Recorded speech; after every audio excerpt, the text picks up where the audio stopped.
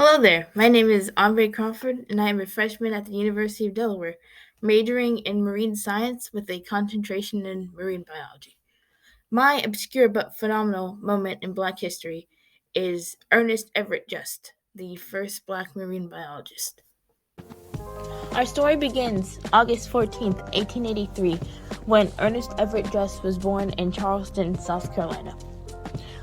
In 1887, he and his family moved to a Gullah Geechee community in James Island, South Carolina, after his father's death.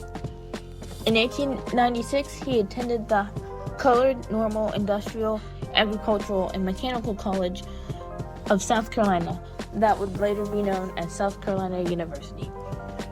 After that, he enrolled in Kimball Union Academy in New Hampshire in 1900. 1903, he attended Dartmouth and graduated magna cum laude in biology with a minor in history in 1907. Afterwards, he accepted a position at Howard University as an English and rhetoric instructor. While he was there, he helped found Omega Psi Phi, the first Black fraternity on an HBCU campus.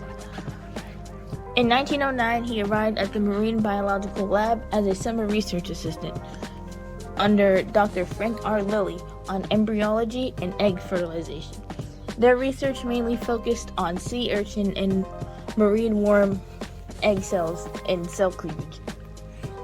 In 1912, he published his first publication about sperm and egg cell cleavage, and it became the authority on marine egg cells.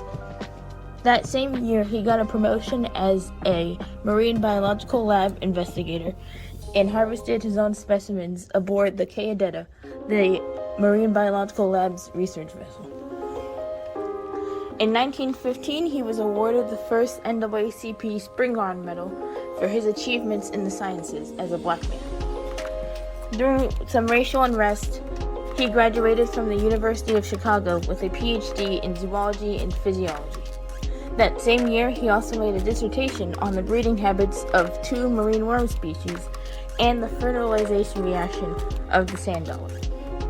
He went abroad afterwards because he couldn't get a job in the States, despite the fact that he was a PhD student.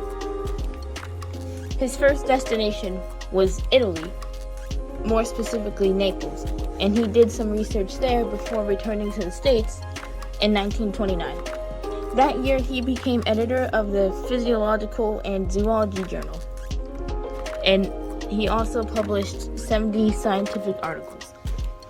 In 1930, he was elected vice president of the American Society of Zoologists. He had published methods of handling eggs and embryos in the Marine Biological Laboratory Journal called the Biological Bulletin. He worked with experimental parthenogenesis, marine invertebrates, reproduction, and fertilization reactions. Afterwards, he returned to Europe to do research there because he was still having trouble getting jobs in the States due to intense racism in the scientific field.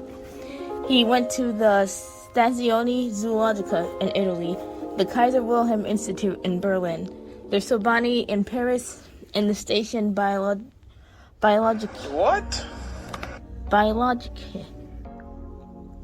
in Roscoff, France. While he was there, he criticized how he was treated in the Marine Biological Laboratory and how he was restricted in his ways of research in ways he wouldn't have been if he was not Black. While he was in Roscoff, France, he was captured by Nazis and held in a prisoner of war camp. This was in 1939.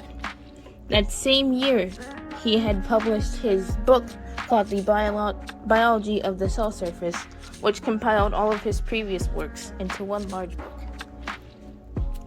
He stayed in the prisoner of war camp for about a year before he was rescued by the United States Department of Safety in 1940. However, his condition wasn't well before he was captured, and while he was at the camp, it deteriorated, and he ended up dying October 27, 1941, of pancreatic cancer.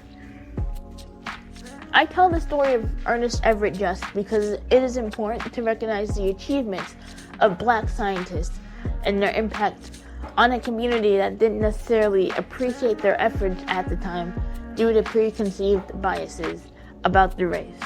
Hopefully, someone will hear the story of Ernest Everett just and be inspired to pursue their dreams in the marine sciences, like I was. Thank you.